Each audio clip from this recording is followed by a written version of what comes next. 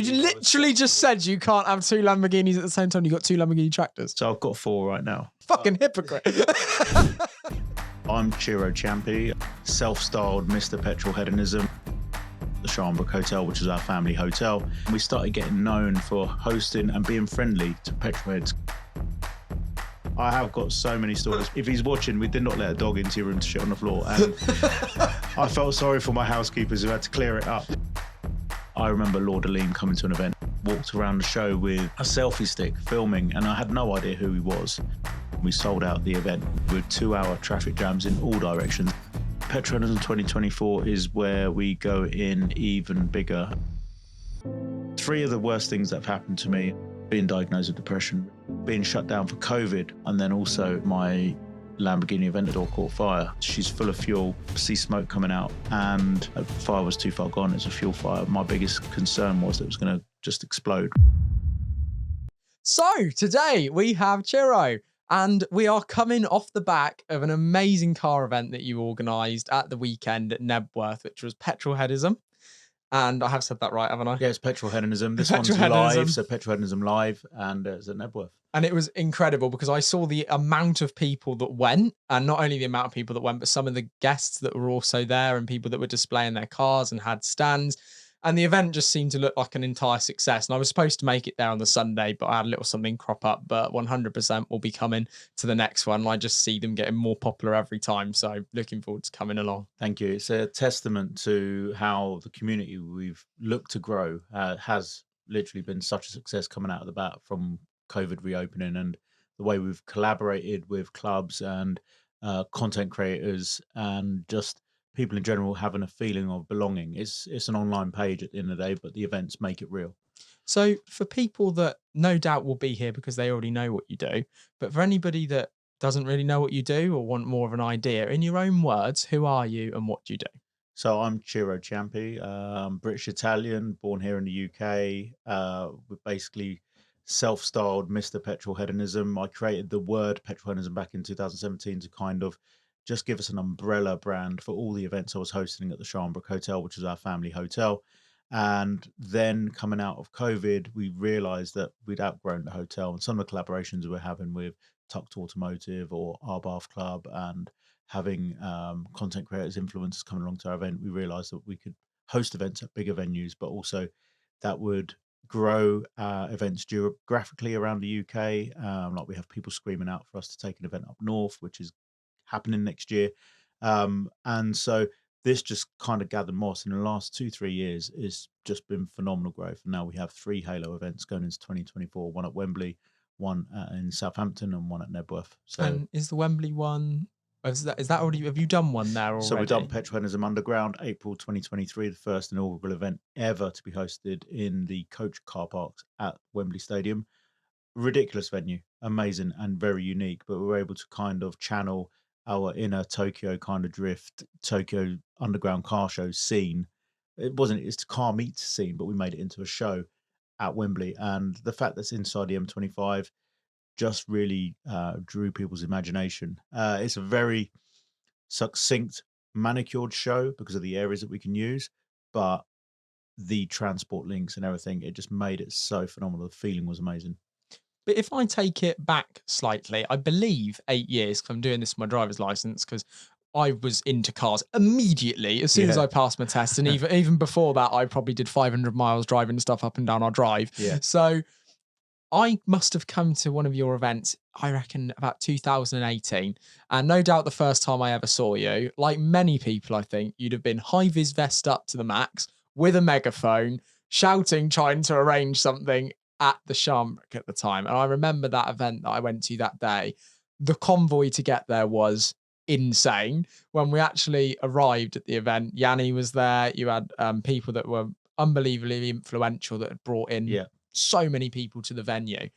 So how, you mentioned that you started, say, this brand, this current brand a few years back, say, but how long is your passion for hosting car meets and where did it start at the Scharnbrook? So we go right back to the beginning. As a family, we had a restaurant in Clapham, Bedfordshire. I started working there when I was 11, like school, and then in the evenings helping out in the restaurant.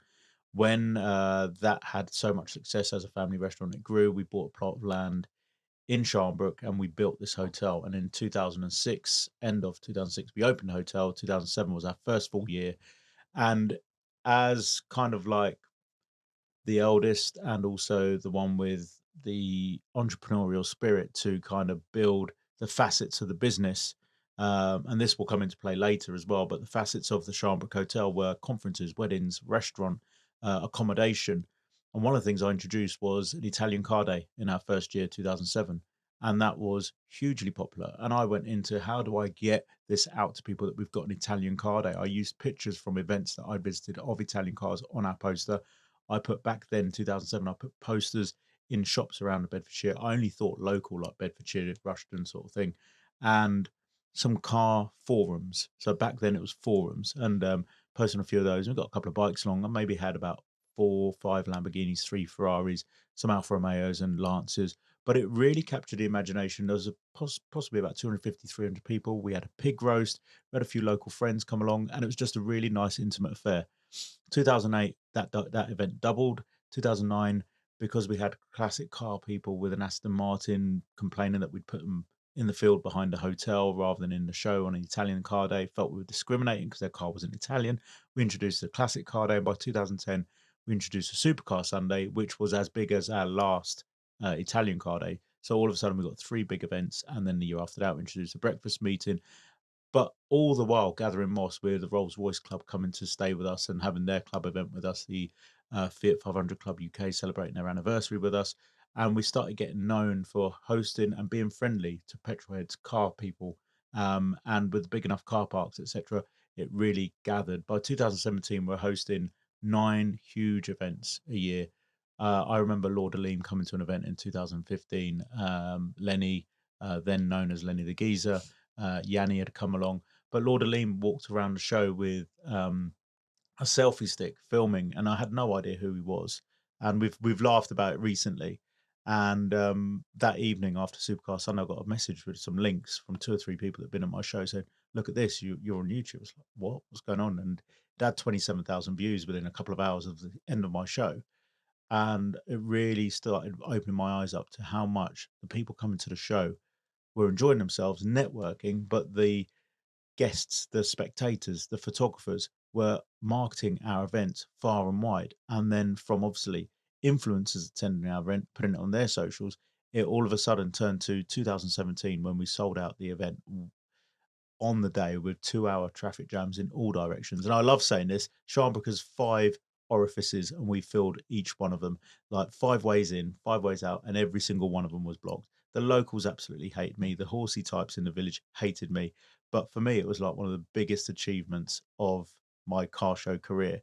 But it also made me realize, look, we may have outgrown this. And then coming out of COVID, a few years later, that's when we realized, yeah, I've got to take this elsewhere, not only geographically, but also for the numbers. And our first tucked event at that was at Duxford Aerodrome, but the closed down village opposite the aerodrome. Coming out of COVID, we had 6,000 people at our first event. It was a sellout, and it was a lot of risk was taken for that because the UK hadn't really opened yet and back for business, but we'd already put dates in the diary, and where big events were not taking a risk of would it go ahead. The big corporate We literally, giants. yeah, we literally went ahead. So those grassroots events in 2021 were huge for us, and they all went ahead. We played within the rules. We bent them slightly a little bit, but everybody came out, showed out, and that's where we kind of really solidified what petrolheadonism was. I made the word up in 2017 to find an umbrella brand for all the different car shows we had at Scharnbrook, but now we have that umbrella brand for everything we do around the UK, whether it's collaborating with Tucked, Bar Festival, Calvin's Car Diary, Adam C Fest, Auto Alex Shed Fest, and so many more. What I find amazing looking at it now is obviously back then you were using the car park at the hotel at the venue to host the events. It's like you had a methodology of actually having a car event because you had a hotel. Yeah. And there's places out there now, obviously Caffeine and Machine will say spring to mind, where that idea that you encapsulated right back then in 2007 with an Italian car day. There's actually places out there now that are literally a Oh, mix of a venue and automotive. it's amazing. There's so many, like Caffeine and Machine, literally, when they came onto the scene, blown away by not only their marketing, their merchandising. Phil does a phenomenal job, and they've just recently opened the Bowl, which is just down the road from me. It's my new local. I was there yesterday for a coffee and meetings because it just makes sense. And I find it inspiring being surrounded by automotive memorabilia and that feeling, that vibe, and getting on my work. We achieved so much in that 3 hour meeting that we had with my colleagues there. There's a lot of places that have woken up to the fact that you can be petrol head friendly and open up your business to another avenue of clients. Now, for me, when I diversified in 2007 by having the Italian car day, it was to bring people to the venue. That's what it was, first and foremost, to see what else we did. And the amount of weddings, conferences, This restaurant is what I was visitors going to that ask. we had come to car shows, but then book other things with us. And that's what you did with the hotel. I created many facets where people might come to a car show, but stay at the hotel the night before. Or they might come to the restaurant and see, oh, they've got a car show here in a couple of weeks' time. And we had guests flying in for Unilever, for the Bedford Autodrome. And again, they would find out more about the business. The social media stuff for the hotel really grew off the back of the car shows. But what I would like to ask is back in 2007, which is a key year in my head because I always remember my dad had his own business, and I always remember he acquired a company in 2007, which was Yeah. his biggest step of all. Um, and then the recession hit. Yeah. I remember he always used to talk about the '07, '08 recession because he was in house building and the house building just crashed, or everything just crashed. So if you stripped the cars away for a minute and just looked at, you've just bought a big plot of land and then just built a hotel, which Yeah. in itself is a huge story. What was business like just from a kind of business to business hotel perspective?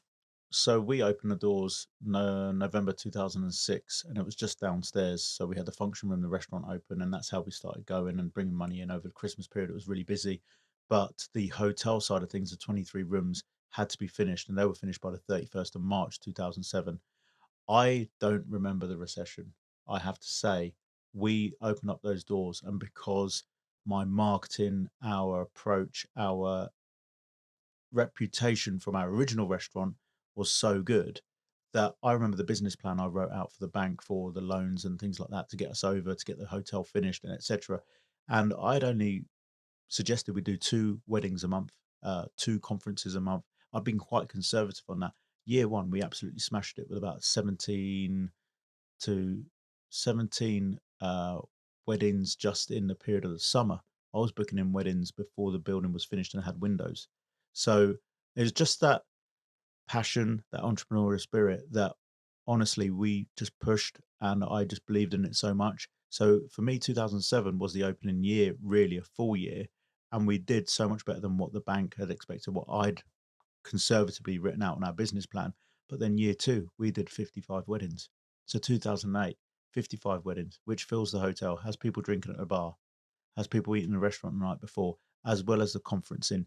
Unilever, just been down the road from us, had made a huge move into making it a science park. So they brought more businesses into the area. The hotel, only 23 rooms at the time, was busy every night of the week. At the same time, yeah, other people around us, 2 local hotels had closed down because of the recession. So where we hit the ground running with a great reputation, and it's similarly now, we've sold on the hotel, but Petrol Hedonism hit the ground running with a great reputation from everything we've done at Scharnbrook. And that's where we continue. You have to keep pushing and you have to keep that spirit up and believe in yourself. But it's ultimately the passion that keeps you driving. And what I try and get to the bottom of at the beginning of these episodes sometimes is, to me, the bit that stands out. The question I have is, you you just wrote a business plan. How old were you when you wrote the business plan? I was 30 when we opened the hotel. 30. Yeah.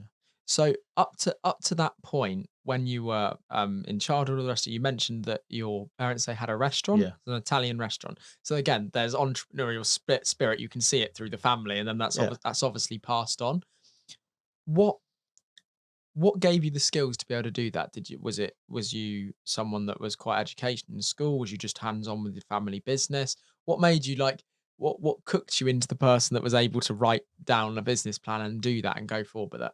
So if we go back to when I was 5, I'd go to the markets with my dad and I'd sell bin bags and I'd be hollering in the marketplace at Finmere. I was always helpful in the delicatessen we had and set up this stall outside before I went to school in the morning. I just wanted to be busy. I just loved being busy, loved helping. And go to when we were opened the restaurant in when I was 11, I'd be jumping in, waitering, etc. Like schoolwork came second, but I was always good at school. And go to when I'm 18, get my A levels. I went to uni, did French and Italian at university. I look back, that was a huge mistake because I should have kept up some of the business element or economics element of a degree as well as one of the languages.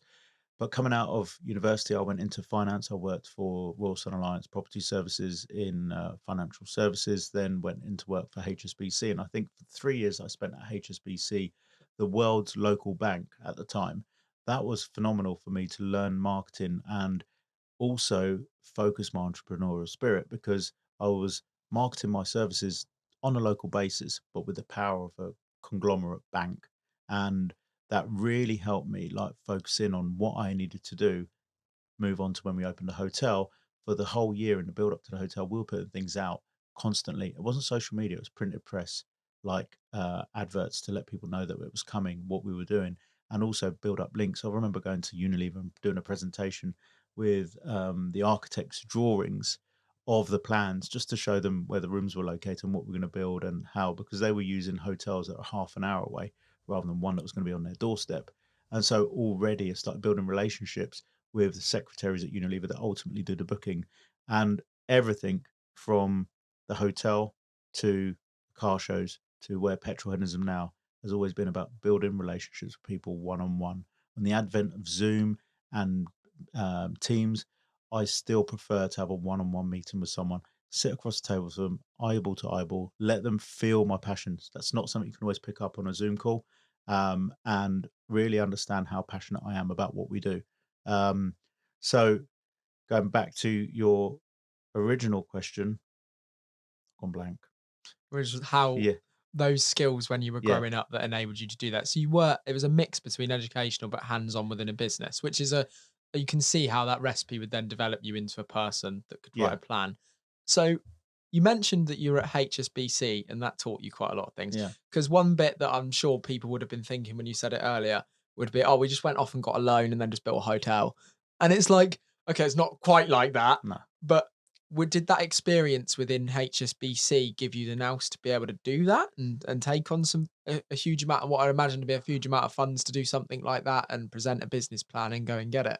So with the hotel, the family restaurant had built up a small property portfolio. My parents had worked hard, made a lot of sacrifices over the years, and my knowledge of how HSBC worked, and they were our bankers as well, made me realize how finance worked, etc. So a lot of the funding for building the hotel was from properties that we'd sold. To put it literally, you had a property portfolio which was liquidated to be able to build the hotel, but obviously to finish the hotel, more money was required. Everything I'd learned up to that point came into its own. Like now, everything I learned up to this point I'm using it now, but you continue to learn. Like social media for me is constantly evolving and changing, but how can we use that best? And so already since Petrohedonism Live finished on Sunday evening, I've had 2 or 3 meetings about my social media and how we can evolve that further.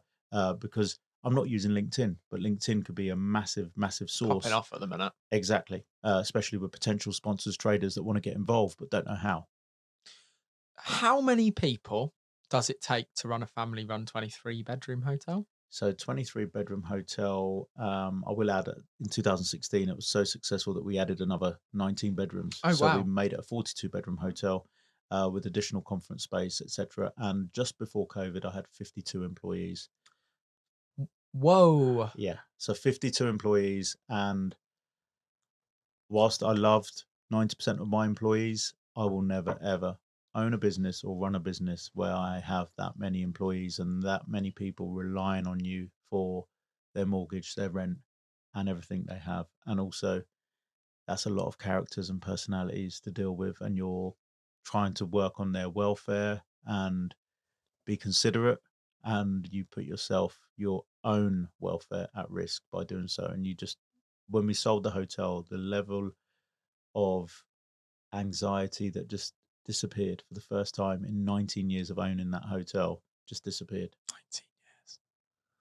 Ah, that must 19 years and in the end 52 people. Do you think, because I've got this now with an investment that I've got, is really struggling to find key people. When you find a good one, you're like, oh my god, they're like God, Yeah. like because they just don't exist out, like they're too much. And But it's what hard because you've just mentioned they're like God. So as soon as you make them feel like God, they can make demands. And if you put them on a pedestal where they're so important to your business, they know they're important to your business. So it's a and constant hold you at to and fro ransom. in and hold you ransom.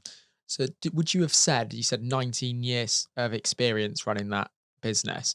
Would you have said that it was easier hiring people at the beginning and finding good people than it was towards the end? Post COVID just changed everything. Like we had a massive, awesome management team that was so supportive of everything I did pre-COVID, but with the way that the pandemic made hospitality the scapegoat and we got lockdown one, we came out of the bat, lockdown one, 4th of July reopened, we were doing movie nights on a cinema screen with cars, and that really tapped into our car audience to coming in with their supercars and Americana, and we made it onto CNN about how we like opened up on a 4th of July with a movie, and then we did that all summer. By the time we got to October, everything we'd lost in the business, which I didn't think we'd do, we'd managed to get back to zero. So anything we'd owed, we got it back to zero. But then October, November, lockdown two hit us. And then soon after reopening at the end of November, December for lockdown two, we got shut down again for lockdown three, middle of December that year. Hospitality savage, isn't And it that was a point when we decided as a family, we've got to sell this, we've got to be done. All my management team had left by then. And then coming out of lockdown three, I couldn't afford the staff on the same level as they were. They're all demanding much more. And I had people just as basic receptionists earning more than my management earned before COVID. And I don't hold anybody responsible or hold anything against anybody personally, but it just made it really difficult. You couldn't employ people. Nobody wanted to work. Nobody had the same commitment to the job as before. And a lot of them came into the job because we were desperate for somebody. But then as soon as something better came along, they went for it. And hospitality is a stressful business. And I take my hat off to so many people that are still in the hospitality business now, because I've been on holiday recently and just seen how hard people work. And I know how hard it is. And the hotel that we had booked for 35 guests over the Nebworth weekend, and I'll cover the cost for most of my illustrious guests, the influencers and content creators, etc. On the Thursday afternoon, they emailed me to speak to me urgently, and I was like, "Look, if it's urgent, call me." The hot water pipe had burst, and there was no way they were going to get it fixed within 36 hours. And there's nothing you can do in that situation. I've been there. I said, look, 19 years experience of running a hotel. I know what position it is, but I know right now I can't rehouse 36, 35 people in another hotel locally. So I put out a message to everybody. They gave us 50% off the rooms, and we moved on from there. But hospitality is difficult. I'm learning this because I just recently invested in a chicken van Oh, and cool. things, but Okay. one of the UK's most popular ones, Gertwings, Yeah. and it flies like you can't deny the queues. I've never seen a business that struggles so little for sales before in my life, just Wicked. because the product's so good. But even when it looks so good to so many people, the stuff that I've learned behind that is like VAT. Yeah. It's like everything you are buying has VAT on it, Yeah. but Doesn't have sorry, that you on don't it. get your Yeah. VAT back, Yeah. but everything you're selling has VAT on it. Yeah. And it's Imagine going like, to Booker's, buying a bag of salad, zero VAT on that. As soon as you open it, put it in a bowl, 20% VAT. yeah. But the And customer doesn't get that. then people complain about price and everything else. And it's just like, no, there's so much overhead that goes with this, electricity, bills. And I think that is one of the issues with hospitality, is just the overhead is just strangling people like a noose Yeah. since COVID. It's quite tough out there. So you had a 19-year journey Yeah. at that hotel, 53 staff at its peak, added 19 rooms to the existing 23. Incredible growth. You've saved it and dragged it out the depths of struggle through your passion for cars, which somehow came in and helped bring people to the hotel, but also created the kind of journey that you're now Yeah. on. But that wasn't easy at the end of the Scharnbrook, correct? No, it wasn't. It was it become a way of life. My personality, my identity was Mr. Scharnbrook at the time, because I did all the weddings, conferences. I was the face of the business, and I couldn't see another way. And that came to a head October 2016 when I just celebrated my 40th birthday. Had an amazing a weekend of parties and balls and celebrations at the hotel, raised loads of money for charity, went to New York with my wife and come back. And there was a lot of pressure there, a lot of stress involved with running the hotel with family members, and got diagnosed with depression. And that made me realize that I couldn't walk away from it because it was my identity. I've become known as the guy on the megaphone at the Scharnbrook Hotel car shows. I've become known as the wedding host. I'd become known as the face of the business and everything. And there was a lot of pressure there that ultimately broke me. I realized that I'd put the family, my four daughters, my wife, family life to like level 5, 6 on the priority order, and I put work, other family members as the top 2, 3 priorities, and put myself down to the bottom as well. And so that was a really difficult time to realize that, but also I couldn't walk away because my whole identity was Scharnbrook. So three of the worst things that have happened to me, and I know you're going to ask this because I've seen your podcast before, but three really difficult times for me was being diagnosed with depression, realizing I'd be stressed out for quite a while and built towards that breakdown, as it were. Being shut down for COVID was another major um, harsh time as well. And then also about a year and a half ago, my Lamborghini Aventador caught fire. But all of those, when I look back now, are highly positive moments in my life where I've managed to take those moments, and I look back, and if they hadn't happened, I wouldn't have refocused, grown, developed as a human being, and changed my way forward, which ultimately all of those bad experiences have got to where I am now, sat opposite you, doing what I'm doing what I love. And ultimately now I'm just chasing happiness. Success and money may follow, but where I am right now, without the hotel, I've moved on and self-styled Mr. Petrolheadonism. I can go back to, I'm 47 this week.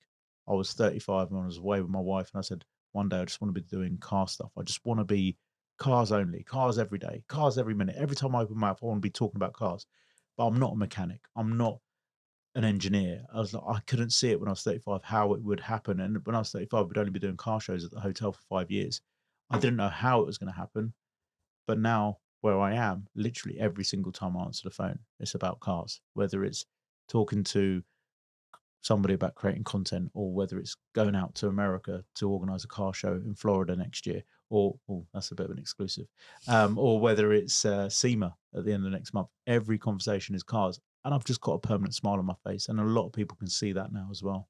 That's the problem with this podcast. I intended on it being for everything business entrepreneurship, but the problem is I just love cars. If you look at my last 10 guests, I've kind of niched down a little bit too much. But you said a minute ago, obviously your three toughest things. And what's crazy about life, and when you speak to a lot of people and a lot of people that have had an entrepreneurial journey, etc., and the same happened to me, everything seems to just come at once. It's like punches. It's like bang, bang, Yeah, bang.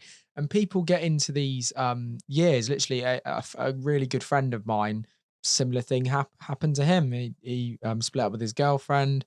Then his dad was really ill, and then his dad died. And it's like I can almost look back on what happened to me, and I think, shit, he's having a really crap year. He is. Like, I yeah, know it will get better for him because it's only once you got through that, you know it will get better. As you said, now you're now yeah. chasing happiness. I feel strangely in the same sort of situation at the minute.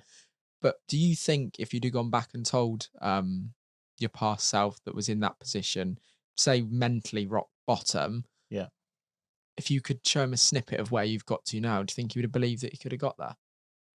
Not with the mental state or darkness that you're living through at that point where you are considering ending it all, and you can't see it. I can only liken it to being at the bottom of a well, and you can barely see the light, and you're trying to clamber out, but you're constantly sliding back to the bottom. And that's where you are in your darkest days. Or you're in a tunnel and there's no light switch and you can't get to the end of the tunnel. You can't see any light anywhere. If me today told that guy this was where it would be, I wouldn't have believed it. It was such a dark place to be. And I think you were just, like you say, being hit left, right, and center. And every time you're trying to get out, you're getting hit back down again. But ultimately, whether it's the entrepreneurial spirit, whether it's I'm a really positive, outgoing um,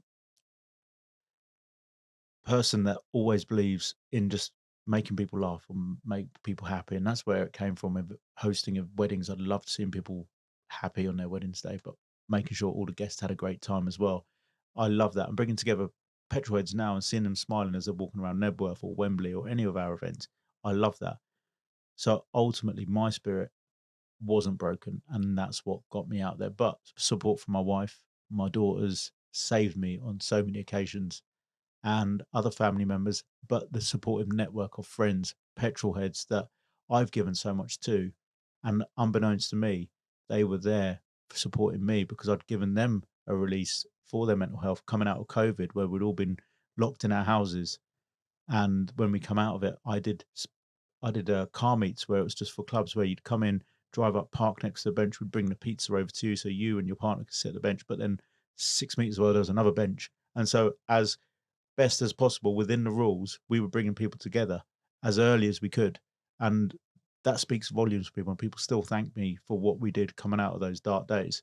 Um, And that goes back to those restaurant days, and when you were saying the times pre-Zoom and yeah, pre-Teams and all the rest of it, when it actually is more meaningful just to sit opposite somebody and speak to them and have a conversation. It's why I do this podcast in yeah, a van sat opposite the real Ciro yeah, rather than dialing you in on Zoom with a pair of AirPods in. yeah, Um, absolutely. you get a completely different connection. But how did you decide enough is enough? Because people be there, whether it's the sale of a business, whether it's the collapse of a business, whether it's deciding to start something that you put so much into and pursue something else. What moment is it that makes you go, I'm done? Like in terms of at the end with the genre, I'm done. There is It better. was so it was lockdown two that having been closed for lockdown one, that lockdown one was an amazing time. You never spend time at home with your family and have a holiday at home. If you're working 40-hour a week or you're working 60 hours or even up to 80 hours like I was in our own business, you never go on holiday and spend time at home. You go on holiday, pack your bags, you're off, you're in another country on holiday, you come back, you unpack, and then you're straight into work again. To have that time at home with my family, like, was phenomenal. But at the same time, you had all the worries that what's going to happen to the business? What's going to happen financially? Am I going to lose my house? I'm going to lose everything that I'd built in that time. And coming out of lockdown one and being able to reopen and get ourselves straight within those first 4 or 5 months was amazing. But then to get knocked down again with lockdown two, and it just felt so wrong for hospitality to be made a scapegoat. We reopened early December, got set up for Christmas, had Christmas parties booked in, and then within 2 weeks, I think it was about 16th of December, we got locked down for lockdown three. And it was between that period that it was like, we're done. We've got to sell it. Can't We're keep done. We doing can't going keep doing this. that. You're losing all your top staff. They don't trust hospitality anymore. They've got no job um, security anymore because they don't know if furlough is going to carry on paying or not, and they don't know whether and they're not got any satisfaction from not going to work. They don't want to be at home all the time. A lot of them repurposed themselves, went into different things, and that was it. That was it. Lockdown two slash lockdown three, and I came out of. I set up Petrohedonism Club Limited November 2020, Did you just know in you were gonna lockdown two. did you know you were gonna do that before you sold the Scharnbrook? Yes, You so had a plan. Petrohedonism Club Limited was started in November 2020 in lockdown two. And then we started looking at venues for 2021. The government gave us a plan that by April 2021, the certain rules would be relaxed and you could host 50% of a venue size, etc., or groups of six. I can't remember exactly. So we worked within the rules and we worked to the government dates. A lot of other bigger car clubs or shows didn't want to take the risk and check because the government had changed the rules so many times. I had to just go with it, and I had something booked nearly every 2 weeks coming out of April, and they all went ahead and they all met the rules. We had the police at the events walking around, making sure people are social distancing. We played by the rules and we made it out there. Some of those events were at the Scharnbrook. Some of the events moved to new venues. I had another location in Findon, Towerfield Events location, which is a 5 acre cricket ground, meant that we could have even more people, more cars at the show. And it just started building from the Scharnbrook to Findon to Duxford, and then Shuttleworth House as well. We did a great event there with Tux as well. And then that just proliferated into 2022, going even further with more events afield. But by 2022, there was a handful of events at Scharnbrook as we started fizzling it down, knowing that the hotel was for sale. And ultimately, you put a hotel up for sale, you can't take wedding bookings. You can't take long-term event planning integration, because if we did take a wedding booking, they're like, well, who's going to be running the wedding? If you do sell it in the next 3 months and my wedding's next year, who's going to be running it? I don't know who's buying the hotel. It could be an Asian Did you know family. if it was going to sell or not? No idea. No idea what the situation was. We were But with an it agent did. to start with who told us it was going to sell and we're going to get 4.25 million, and never sold. And the price came down to 3.25. Ultimately, we sold less than that out of desperation and just needed it gone because the electricity bills had gone from 12,000 a month. Sorry, the electricity bills had gone from 4,000 a month to 12,500 a month in April 2021. That's just electricity. Everything, all the ingredients, the staff, the utilities, everything had gone up by 30 to 40%. And it was just absolutely strangling us. So you're putting money, your personal monies in to keep it afloat, to cover people's wages. And because you're up for sale, you're not getting the same level of business in anymore. So business is going downwards, bills are going upwards. And ultimately, we didn't know this, but a property magnate from London bought the hotel. He'd already sold the lease onto a contract, a company that has government contracts for asylum seekers. So the day after we exchanged, we found out that it was becoming an asylum seekers hotel. Would I have still sold it to him had I known? We were desperate to sell it. It was either that or hand the keys back to the bank at that point. So it had to go. And that sale took about 4 months to process. And then on the day after exchange, we found out what the outcome was in terms of who was owning it, what they were doing. So it's a sad end for the Scharnbrook, but do I look back? Do I miss it? No. My life's moved on. And as I say, I'm chasing happiness. I sleep so well at night, not worrying about if somebody's going to come into work or not, if somebody's um, going to injure themselves or call us in the middle of the night or need an ambulance. You know, when you've got people sleeping in a hotel, anything can happen. Yeah. I've got some stories after 19 years. Go on. What's the best one? The best one, it always seemed to happen just before I go on holiday with the family. So I always planned everything around what I had to do, weddings and then the speeches. And as soon as speeches are ended, my waistcoat, jacket comes off, jump in the car, come home. My wife had loaded up the Grand Voyager and we're driving down to the south of France with our 4 daughters. And this one time, I was just finished the speeches, went to the bar to put my microphone down. I was like, I'm done. And one of my housekeepers is standing in front of me. And she's like, oh, Ciro, you got to come upstairs. Problem. And I was like, well, what's the problem? Somebody else can deal with it. I'm done. I've got to go. No. Everybody said this one's for you. I was like, what is it? Someone said we'd let a dog into their bedroom and shit on the floor. I was like, what? We let a dog into their room and shit on the floor? Like, yeah. There's shit on his floor. I was like, no, we don't have dogs in the hotel. Like, nobody's brought a dog into the hotel, and people aren't allowed to bring their own dogs into the hotel. So I was like, nobody else wanted to deal with it, and I was like, right, okay, I've just got to deal with this now, and I've got to get up there. I'm the eldest son. I'm the face of the business. I've just got to deal with it. I'm probably the best person, best place to deal with this in an appropriate manner as well.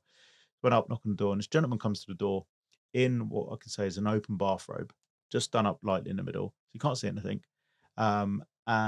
And he started complaining that we'd let a dog into his room and shit on his floor. And I was like, look, I've been around all the rooms before checking. I do a random kind of check, and I did actually check this room, and I know nobody had been in your room. Your room was absolutely perfect. He goes, well, look, and he showed me in the bathroom there was shit on the floor. I was like, right, what's going on here? As he walked away, he went over to grab his shoes, and as he bent over to grab his shoes, I saw that he was completely stark bollock naked. And I was like, right. I said to my housekeeper, female, I was just like, you don't need to see this. Just walk away, leave this to me. I looked into the bathroom. I could see his pants and some other bits hanging up on the window glass bit of the shower return. And I thought, no, he's had an accident. And then I could see that he had bandages and tubes, and obviously he wasn't well. I asked him where his wife was. She's gone off to the wedding because they were at a wedding elsewhere. And he came back to speak to me, and I was like, look, if you've had an accident, it's fine. We'll get it sorted. But I assure you, we've not let a dog into your room. At the same time, I'm stressing because I need to be home, getting in the car because we've got to make a Eurotunnel by a certain time. And I'm trying to stay as calm as possible. This guy is adamant we've let a dog. He is 100% adamant we've let a dog into his You're room not to going to win shit there, on are his. you? No. So I said, look, I'll move you to another room and we'll get this cleared up. And he just changed. He was like, that's brilliant. Thank you. And I was like, what the hell just happened? Customer's always right. I get that. You know, gentleman obviously wasn't well, had obviously had an operation of some sort. His wife has left him to deal with this because she don't want any more of it. Whatever was going on behind closed doors, you never know with a hotel. I have got so many stories. We did not let, if he's watching, we did not let a dog into your room to shit on the floor. And I felt sorry for my housekeepers who had to clear it up soon after. I could see Rowan's already looking, thinking, I bet it was Ben's dog. Because there's a running joke that my dog has shat on the floor before. So I can already see that that's coming from that direction. But yeah, I can imagine that running at a hotel, I suppose that you're never going to struggle. Hospitality is 24 hours. The amount of times you get a call in the middle of the night and two guys, only ever happened once, but two guys have come back from a night out and they were jumping up and down the lift. The lift got caught and then they tried to crowbar the lift open, damage my lift and everything. And it's all our fault because the lift broke while they were in it. And so things like that cost you money to repair and they're always right. And you have to refund their money for their rooms. You don't even make money off their room because they've complained they got stuck in your lift. But they won't ever tell you that they were drunk jumping in the lift. Or It's always your fault. exactly. So it must be relief, some of it now, looking back on some of Huge. that stuff. But to touch on, because as you've said before, earlier, you are a huge car nut. You live cars, breathe cars, love cars every day. It's what ultimately you couldn't help it in a way, Yeah. I think, setting up an Italian car event at the hotel and then I think justifying it by saying, oh no, it's for the hotel. It's Exactly. But then finding it. But you have had some really cool cars over your period of time as well for yourself, right? You said you love Italian motors Yeah. and you managed to own several Lamborghinis now? Yeah, so as a family in 2009, we were able to buy a 2007 Lamborghini Gallardo Spider, which was kind of the jewel in the crown for the car shows we had, and we used it. The phenomenal thing was in 2008, we had my graphic designer do our poster, and he found like a pale blue Gallardo Spider, and he just inherently changed the color to yellow for the poster. Then 6 months after that show, we got a call out of the blue saying, "Hey, got this car for sale. The gentleman's business has gone tits up, and he's got to get rid of supercars in his fleet of vans. Are you interested in the Lamborghini?" I was like, "We'll come and have a look at it." I went and have a look at it, and literally, he just bought it for £155,000, had an £80,000 finance agreement on it, and he literally wanted £8,000 just to pay off the finance, so he was done with it. Happened with my yellow Performante. Right? That exactly the same thing you just described there Yeah. is what happened. You had 5 cars and you had to get rid of all Yeah. of them. But we were so lucky. Instead of 155, we paid 80 for it, and so we were so lucky to get that. And then that car was used on the poster. But the fact that the year before the car show poster had that car on it before even it was like a manifestation by doing it, but in not knowing it was a manifestation, that car became real. Had that for about 10 years, good 20,000 miles. It became very synonymous with me, the Scharnbrook, and I predominantly drove it out of the family. And on the side, I have my 1974 Mercedes SLC, which 2 years ago went through a revamp, and I would call it gangster modification, like the gold pentas and like two-tone paint with a gold pinstripe, and still got the velour interior. It just looks gangster. Um, as well as I had a 79 Corvette C3, I had a Jaguar XJ6 1981, Ferrari 348, got London Taxi. Some of those have moved on, but where I sit currently, right now, I've got the dream Lamborghini Murcielago Coupe manual In yellow. in yellow, the launch color. And I also have the Lamborghini Gallardo Coupe manual, but that's for sale because I need to get rid of that to make sure I can keep the Murcielago. You can't have two Lambos at the same time. Although I do have two Lamborghini tractors, as well as still have the Do 74. you? Yeah, the Oh, tractors are see, amazing. now that's cool. Isn't it, Max? I talk to people about cars all the time. But when someone says I got a Lambo tractor, it's like, oh, what? Like, that's sick. So I've had other Lamborghini tractors, but You can't. ultimately You there were literally steps just said towards. you can't have two Lamborghinis at the same time. You got two Lamborghini tractors. So I've got 4 right now. Yeah, yeah. Fucking But hypocrite. it's where the story started, and for me, I love Ferrari. I love the pedigree, the historic racing stories, everything that Ferrari is. But I love Lamborghini more, the underdog, where he started with the tractor business, and those tractor businesses became the car business, pushed by Mr. Ferrari telling him he couldn't or he shouldn't, A and things hotel like that. became the car business. Yeah. Yeah, I can see ways that you might relate to And the brand as there's well. been people along my journey that have said to me, "We're not going to support you," or "Because of this, we're not going to support you with this," and or you may have made that at that event you did. I don't want to name names, but that will cost you thousands this year, and that just pushed me. When people tells you someone tells you you can't do something, or they're not going to support you, then that pushes you to want to do it, prove it to yourself first and foremost. I'm not proving anything to anybody else, but I stayed in my own lane 2021 and built this dream of petrol hedonism. And was it 2021 that Lamborghini potentially caused you the most stress when your was it Violaphilia? Yeah, Violaphilia. Yeah. The Violaphilia. paint code, but Uh, also the name of my phenomenal it was Aventador. a, it was is it fair to say it was a controversial looking car? Oh, absolutely. And that's the whole point. Like, she was beautiful anyway. Lamborghini Aventador Roadster 2013, stunning car, stunning car. But for me, everybody already knew the car. Shmi had done a video on it when it came out, 2013. It had been owned by others and it had been seen. And because there were only two Viola Ophelias in the UK, it was a Yes, well-known me. car. And Okay.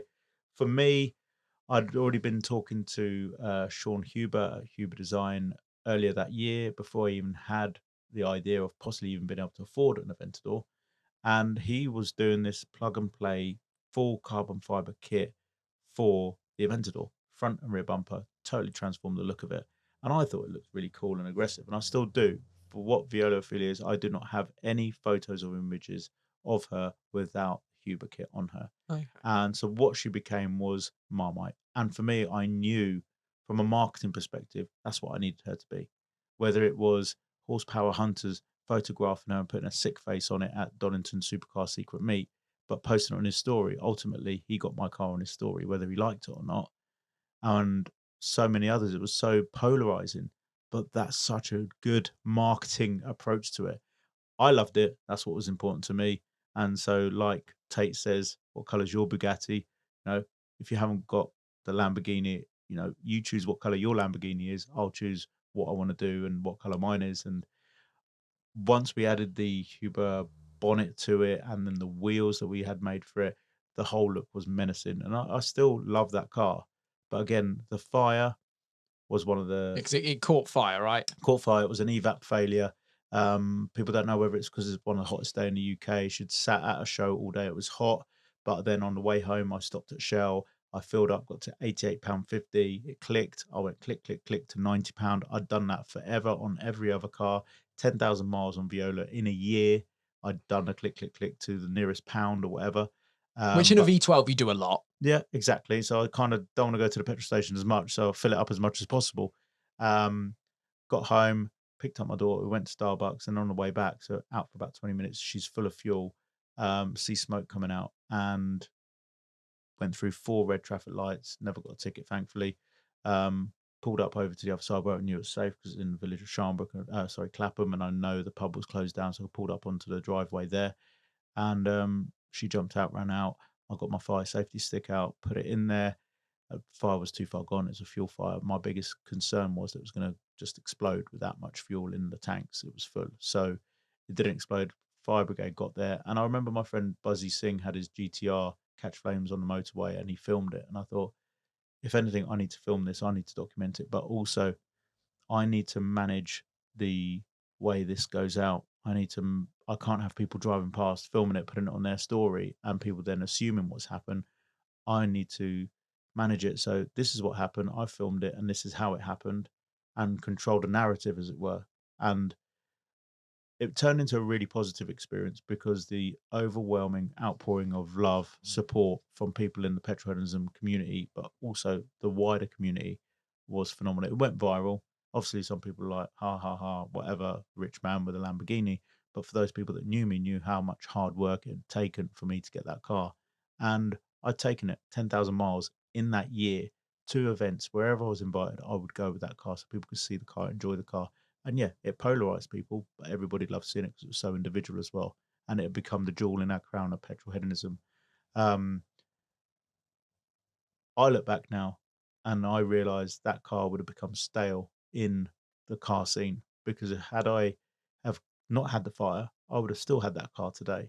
And I would still be going to car shows prolifically and everyone would be like ignoring it by this point because they've seen it so many times. That made me realize, first and foremost, how positive the community we're building as petrol hedonism has become, but also that I need to have something possibly new or different each year. And so, off the back of that, we've built a car for SEMA this year, a 1973 Corolla KE25. We've spent thousands on this car. We've brought together some of the most expert fabricators, painters, interior, everything to put this car together, and we're taking it to SEMA. It's on a ship right now to go to Las Vegas and be on a stand with EBC Brakes, who are one of our sponsors and partners. And I now know that each year I need to freshen it up. By buying the Lamborghini Murcielago I've got, that is classy. It's there. I'm not going to take it 10,000 miles in a year. I'm not going to take it everywhere. It's going to be an occasion when that comes out. But I've still got the Porsche. I've still got the Mercedes SLC. And each year we'll add something fresh, we'll do something. But I also realize I need to move some of my collection on just to freshen it up. And also, petrolheadism appeals to all the subcultures of petrolheadism, JDM. So the Corolla fits into that, and the JDM crowd can see that I love JDM cars. The Mercedes is kind of like the lowered lifestyle, modern retro car, and I belong to that. So there's other things in the workings so that people can see that I really love anything automotive. And so over the next 2-3 years, we're just going to keep activating all those different audiences. So we just mentioned you're heading to SEMA Yeah. in November, correct? I'm so tempted to just get some tickets and come out. I have to admit, I'm like, oh, shall I just go next year? But I'm like, the more people that I know, and you just showed me a list, the more people that I know that are now going out there, I'm like,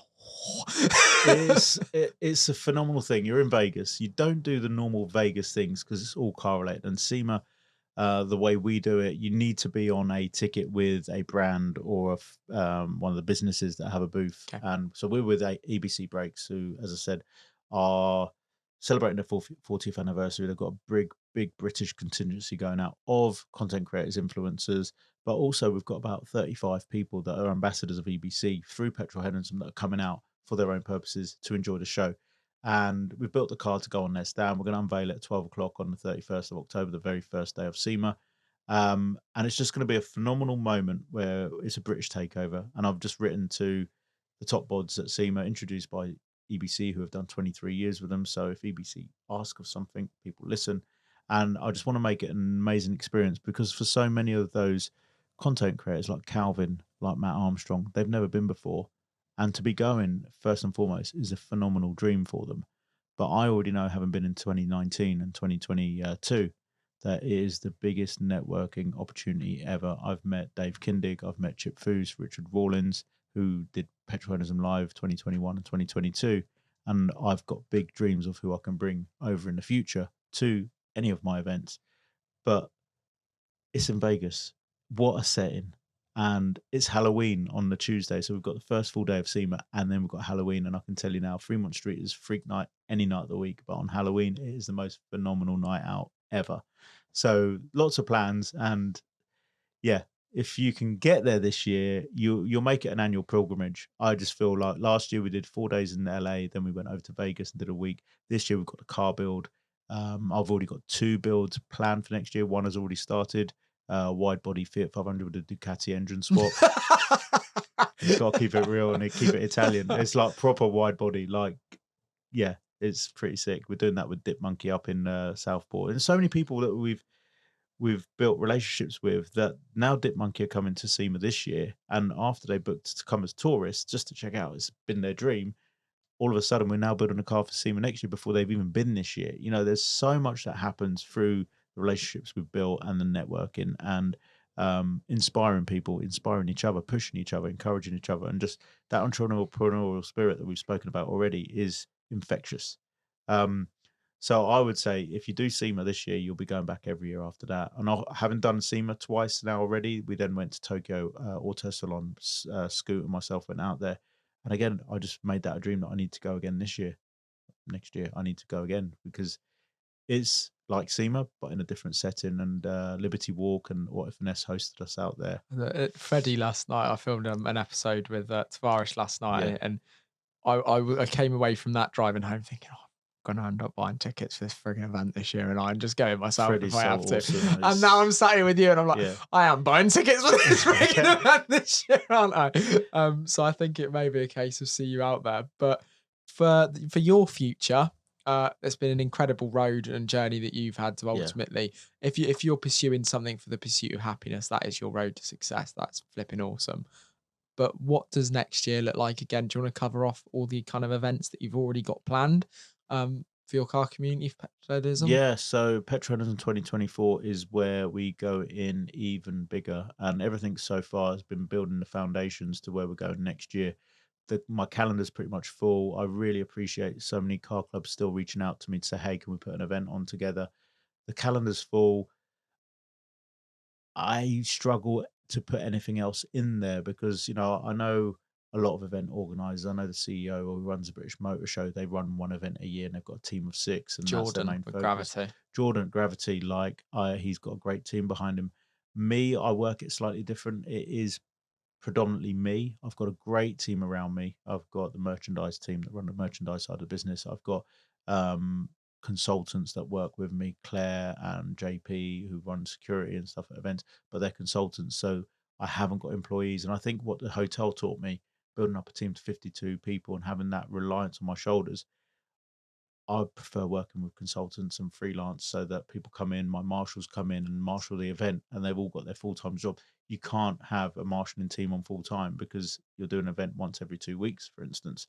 So I'm in a good place in terms of where the business is. I think one of the biggest things is cash flow because you've got to pay out front for venue hire and things like that. But we're building up the funds. We're building up the level of sponsors and traders and ticket sales, etc. That brings me on nice because my favorite saying was actually a saying handed down to me from my dad, and we've got as part of you just mentioned merchandise for your business. We've started basically a motivational artwork store Yeah, based on our favorite sayings from guests and myself or whatever has been said on the podcast. We sometimes turn it into piece of motivational art that if it's kind of resonated with someone, they yeah, can purchase it and then have it in their space. And my favorite saying is turnover vanity, profit sanity, cash is king, because it was only when my dad used to say it all the time and I didn't understand it. It was only when I started running my own business, I understood what cash flow yeah. was and how important it is to a business. Do you have a favorite saying that you live by? I have to think about that one because I've got so many things I live by that I work through, and um, I was thinking about cash flow when you were talking about that. So I'm kind of like focused on the cash flow thing because cash flow is one of the things that can give you the biggest stresses or anxieties with any business. And it's a daily struggle sometimes. But you can move things about, and things are coming in and people are chasing you for invoices. So I'm like stuck I on think you've got your saying on your top, to be honest. I think that Go I on, think read it that out. sums it Yeah. up. The pursuit of pleasure, sensual self-indulgence achieved by the infusion of V power, There you go. petrohedonism. Yeah.